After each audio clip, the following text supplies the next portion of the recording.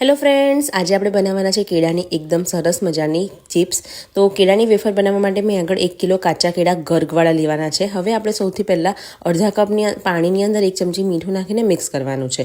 મસાલા માટે સંચળ પાવડર અડધી ચમચી અને 2 ચમચી લાલ મરચું પાવડર મિક્સ કરવાનું છે, સાથે ચાટ મસાલો પણ એડ કરવાનો છે। તો આપણી આ ચટપટી આપણે વેફર્સ તૈયાર થશે। અને તમારે જો મરીવાળી ખાવી હોય તો મરીવાળી આગળ મરીનો ભૂકો લેવાનો છે। ઉપવાસ માટે હોય તો તમારે ફરાળી મીઠું લેવાનું।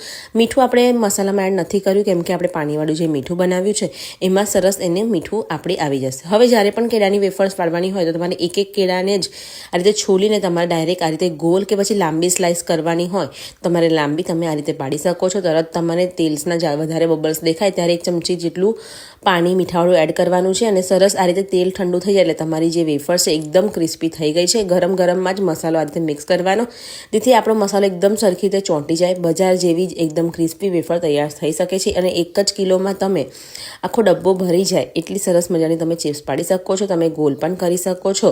તો તમને વિડીયો કેવો લાગ્યો નીચે જરૂરથી કહેજો। વિડીયોને લાઇક કરજો, શેર કરજો અને ગુજરાતી કિચન યુટ્યુબ ચેનલને સબસ્ક્રાઈબ કરવાનું બિલકુલ ના